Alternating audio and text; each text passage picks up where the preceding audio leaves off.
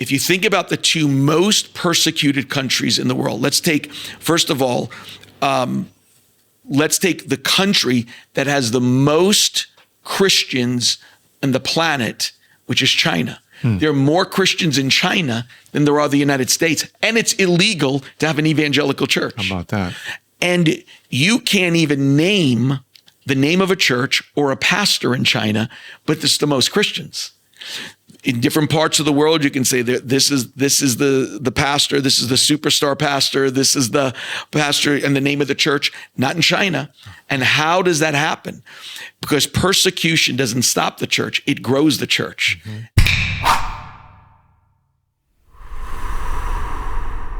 Well, it's my joy today to welcome Pastor Tim Dilenavahl here to Budapest again. And we're now at the Time to Believe conference here in Budapest. And Pastor Tim is a part of the group that's sharing their heart and sharing God's heart. We're so glad that you're here. This is your second time, I think, in Budapest. Maybe you've been here more frequently than that, but we're glad to have you. We're so thankful that you've come back and joined us for this conference at this moment, at this time, because we know God has a word for us through you and through your heart.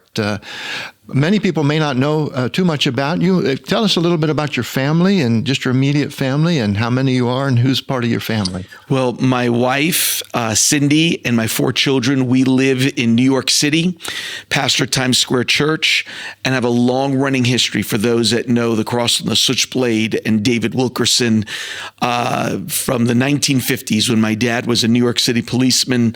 And in the book, David meets up in Brooklyn, New York, as he's preaching for the first time to Nikki Cruz, and the New York City Police Department was going to shut David down, and therefore Nikki wouldn't hear the gospel for the first time that would prepare him for salvation. And a New York City police captain showed up and said, "Let the man preach." And that was my dad. And from that point on, for decades later, became a relationship with the Wilkersons. And the greatest joy for us is that we are here, myself and Gary Wilkerson, which makes it second generation. Now we took the batons and get to be here for our second time with the amazing people in Hungary. That's amazing. So you have some deep roots then, it sounds like, in New York City through your family and previous living there, and have a life there prior to what you're doing now. Born and raised in New York. I'm the son of a policeman, and all of our family, our Italian family, became New York City policemen or firemen. And I was, if you could say it in Hungary, I was the black sheep. I went into the ministry. How about that? How about that? Well, when you were here back in 2020, right before COVID hit, and then so much of life, both in family life and work life and church life, changed. How did that impact you? You were brand new pastor at Times Square Church, if I remember right, or just hadn't been there very long. How did that impact you and some of the ministry you were involved with, both personally and church-wise? Well, when we were here 3 years ago, it was 1 week before the world would shut down. And so it was announced before the pandemic that I would be the new senior pastor at Times Square Church, and I didn't take over until the middle of the pandemic, or really 2 weeks into the pandemic. I would never recommend to anybody to take over a church during a global pandemic. It was, we were shut down, the doors were closed for 18 months. Because David Wilkerson bought a Broadway theater, we opened up when Broadway opened up, but it became something special because we knew that God was speaking to us. So I knew that when Carter Conlon moved into the role of general overseer and said, "Tim, would you become the new senior pastor?" One verse that has held a very important place in my heart was Jeremiah 16. And it was a challenge, Paul, to the children of Israel. They're in captivity. They're in a sense, a new season. Talk about being in quarantine. They're quarantined in Babylon for 70 years. And in Jeremiah 16, this is what he tells them. He said, "You've been telling a story, the same story for 1,000 years, and you're going to stop telling this story."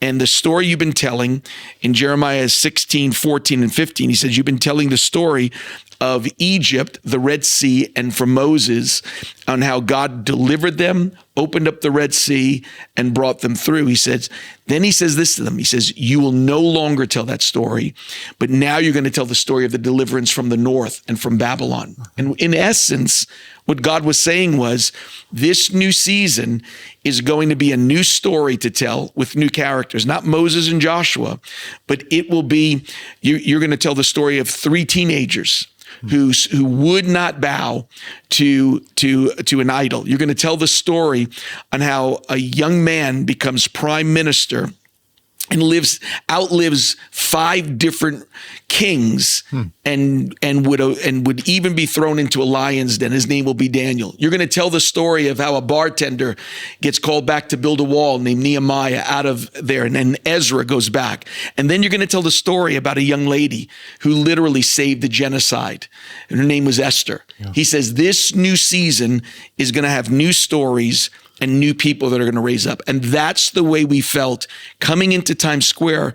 We've told the story that has been so important, crossing the switchblade, how God saved Nikki Cruz, but God began to speak to us and say, this new season will tell new stories, and I will raise up a new generation that will be able to see the power of God. That's amazing. Well, you mentioned Pastor David Wilkerson, you mentioned Pastor Carter Conlon, and now he's the overseer. And so there's been some significant changes over the years, and now you're pastoring. What have you seen as, you started to mention it, and maybe you could just expand a little bit with what are some of the changes that were ushered in when you became senior pastor? What has been your focus, some of the things you've shared, but maybe in a more broader sense as well, and with specifics would be a great help. I think 2 things are really important. I think one, we felt that when the doors of the church were shut and nobody could meet, I felt strongly that the Holy Spirit spoke and said, while churches and pastors are trying to open up their front doors, I want you to open up every door around the world and do it through technology. And it will be a new story to tell. And that we would take those 18 months and begin to do an elaborate renovation to make sure that the pulpit that David Wilkerson and Carter Conlon preached the unadulterated word from would even expand even further and wider because of this tool. So it's really explaining to the church, the message doesn't change, but the method does. And the danger of the church today is when you think the method is sacred and not the message. The message of the gospel is what we always preach, but the method of opening up around the world. And so that's why those changes came, so we could begin to open up doors around the world. So that's why you'll see by the end of the week, you'll see 130 different countries that will join us. On Sunday, about 90 nations are live with us every Sunday. All 50 states in America are live with us every single Sunday that you couldn't do before. Everybody would have to come to a building, and then online was a secondary thought. We said we need to make them both equal. You know, in America, if you wanted to buy a pair of pants, you can go to the store or you can buy them online, and they both count. Right. So we have known how to go to the store as the church, but we have not known how to do it online. But I think the second most important thing about that question, Paul, is that those changes couldn't be done without there being a successful succession. And this is where many churches fail. It's when a baton, and this I think is an important word for pastors and leaders all over, because so many are afraid to pass a baton to those that will tell a new story. And in a relay race where the baton is, it's the most dangerous part of the race, because now there's 2 hands on the baton, and batons are dropped when they're being passed. And sad to say, all over the world, I've heard the sad stories of many batons being passed. One couldn't pull it, and one wouldn't let go of it. And this became something I'm so grateful for. is Pastor Carter Conlon. He is the poster child, we would say, of a successful succession. When we started the passing of the baton, he looked at his board and all the elders of Times Square Church and said, on this date, that man becomes my pastor. How about that? And that man, he said, I will only be a counsel to him, wise counsel, but my authority comes from him. He is now my pastor.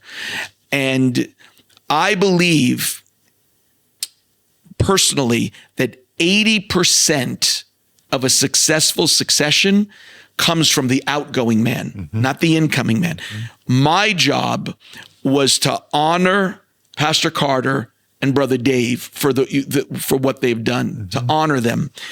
But the real weight really goes on the mature and the experienced gray head that's leaving office to anoint, trust, and even at times support when the changes are different. Carter Conlon told me this, that helped us when we opened up every door around the world. Carter Conlon said before he left, God spoke to him, John 21, when Jesus said to the disciples, cast your net on the right side of the boat. And he said, the Holy Spirit spoke to him and said that the net for him was going to be the internet. And then the Holy Spirit said to him was this, and you're not the one that's going to do it. How about that? But the next person will do it. And so it was easy for him to come behind, support. My greatest support, and it has to be for any pastor that is stepping away from the senior pastor role and putting his hand on another younger man, my greatest support has been Carter Conlon. And that has to be said by every young pastor of the outgoing pastor, that he could say, my greatest support is the man that put me in this position. That's amazing. And coming into a church situation like that, that's got to be a great assurance to you, a great encouragement in saying, Lord, you've ordered this in a way that is healthy and helps the church to transition in a way that helps it to continue with their vision and goal and be able to expand in a way that God's leading the whole congregation. That's great. I want to shift gears just a little bit. I think in one of your sermons, I think fairly recently, you prophesied that letters would come, maybe referring to Hezekiah's taunting letters, and attacks maybe on Christians coming and persecution after a few years. Can you reflect as kind of a shift from what we've been talking about, but it's one that with your travels internationally and your connections, especially as you have broadcasts throughout the world and united in over the internet, but also with relationships with others. What do you see happening with the church and persecution in the church? Is that prophecy becoming a reality? Do you feel it's still something that is something for the church not just to be aware of, but be able to seek God's help, grow in? Can you share a little bit about Paul, that? it is such an important message, and I shared it really close to the beginning of coming for this to Times Square Church for this reason, is the opening up of the doors through the technology around the world wasn't just for what was going to be happening presently, but was for the future. And it was this, what I saw was, and used Hezekiah as an example, what I saw coming was that there was, for those pulpits in America and around the world that would preach the Bible, there would come a persecution. And I can walk through the four phases that I see happening in America that I think translate to some degree to countries around the world. One is what I believe is that the first step will be this, is that the church that preaches the Bible will be pulled off of all social media, that from the major platforms, they will be pulled off. And I've already seen friends that the language that's been used is this: you do not fit our community values. And they removed friends that have preached the Bible. Secondly, what I believe is going to happen is there will come a removal in America. We have something called a 501c3. Those letters and numbers means that the church is tax exempt. We get some special liberties from the government that we don't have to pay taxes. We believe that will be that will be taken away from us. Thirdly, we believe that the church will be fined if we don't hire certain people. If we don't reach out to everybody, we'll be fined. But the fourth thing I believe is this, which is where letters are coming. The fourth thing is that I believe that they will lock the doors of the church.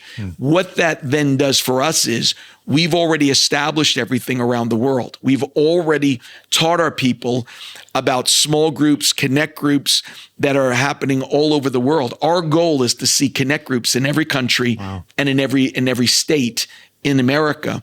And what we're doing is not doing this for the present, we're doing it for the future. We're teaching the church on that we are probably going to end up going back to what the early church was, which was meeting in homes. Two thoughts to this, Paul, and that's the letters of Hezekiah were the taunting letters from a government to Hezekiah to stop and desist, to cease building, you're finished. Right. And at that point, Hezekiah had to trust in God, spread the letter out before the Lord and trust in God. And I believe that those letters are coming from the government. But instead of the church to cease and desist, it will grow. And here is the last thing I'll say about this, Paul. If you think about the two most persecuted countries in the world, let's take, first of all, let's take the country that has the most Christians on the planet, which is China. There are more Christians in China than there are the United States. And it's illegal to have an evangelical church. How about that? And you can't even name the name of a church or a pastor in China, but it's the most Christians. In different parts of the world, you can say that this is the pastor, this is the superstar pastor, this is the pastor and the name of the church, not in China. And how does that happen? Because persecution doesn't stop the church, it grows the church. And how about the fastest growing church in the world is now Iran? They are saying that 1 out of every 2 Muslims that are witnessed to in Iran are coming to Christ. That's beautiful. So you have the fastest growing nation in which no church building exists to the underground church with the most Christians, and none of those you can identify a pastor or the name of a church. And that's why I believe finally that this last days revival will not have anything to do with a person, personality, or a name of a church. One of my dear friends from New Zealand has the best definition of revival. And he said this, he said, revival is when God gets sick and tired of being misrepresented that he shows up himself. That's what will happen. How about that? That's beautiful. And it can be a challenging time, but it's a time where the believers become stronger. Yes. And the church produces multiplication, which is what the Bible requires of us to keep moving forward and keep transforming lives by the power of Jesus. That's amazing. Thank you for sharing that. I wanted to ask one last question before our time runs out. And I know that you have both preaching responsibilities and you have travel responsibilities and ministry responsibilities, family responsibilities. Somehow in all of that, you have opportunity to write. And I understand you have 2 books that are coming out. Can you share a little bit about both books, or one that might be closest to your heart? But we're so thankful that we can hear you not only by tape, but read and follow what it is God's doing in your life and through your heart. Thanks, Paul. The first book that came out prior to these new ones was the 260 Journey. And really the 260 Journey is for all 260 chapters of the New Testament. It is written to challenge people to go through. This is what we do on the 260 Journey. We give them a reading plan to get through the New Testament in a year. There are 260 weekdays in every year. So we say, read a chapter, then read the 260 Journey. Saturdays catch up. Sundays go to church and hear the word. And then on Monday through Friday, you're back in the New Testament. Beautiful. After that, Carter Conlon challenged me, and this is what he said. And it starts its final editing coming up here within the next few weeks. The new book that's coming out that hope to be released in December is called The Biblical Worldview. It is a training manual, 300 to 400 pages, 27 sermons, all preached at the Times Square Church pulpit for this purpose. Pastor Carter had this vision that said, we both believe that there is going to be a last days revival, but we also believe and are seeing great filth that is being thrown. But with an ingathering of people and with the culture that we live in, we need foundational teaching to help train these new converts that are coming, that will be coming in. We believe at Times Square Church, we have been praying and believing for 1 billion souls. Amazing. That's why through the technology. Beautiful. And so it's so important to us.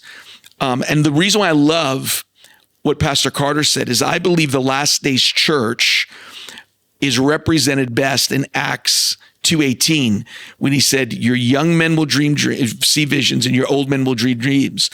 I believe the church connects the young and the old together. I think a church that only has the young has no stories to tell, and they lose a sense of the markers of the past. Sure. And in a sense, a young church is held in contempt. But then you have an old church that gets stuck and they get stale and they don't understand. They're holding on to stories that they need to retell new stories. Yeah.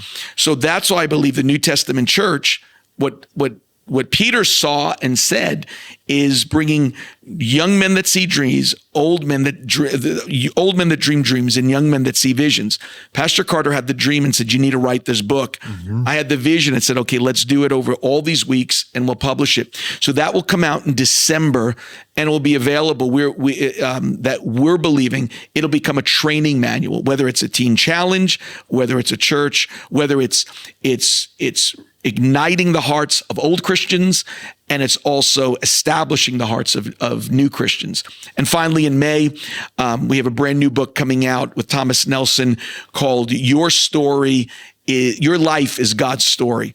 And it takes 10 Bible characters on how a murderer writes most of the New Testament, the Apostle Paul, how an ex-con begins to become prime minister and lead the planet through a famine. That's Joseph. Mm-hmm. It's the story of how a bartender builds a wall and becomes governor of Israel, and his name is Nehemiah. And we walk through 10 Bible stories and the process that what you think are painful situations are really preparation for what God is doing to prepare you for your story. That it really is true that your life is God's story. That's beautiful. Well, Pastor Tim, we are so grateful that you're here in Hungary again, specifically at the conference, and we want to thank you for the many ways that you have invested in our lives, invested in our country, and in the kingdom of God here in Hungary. We genuinely pray blessings upon you and your family, your continued ministry there at Times Square Church in New York City. You're a gift to the family of God, and we're grateful for you, and thanks for spending time with us today. Thank you, Paul. We love Hungary, and it's great to be back. Good. Thank you so much.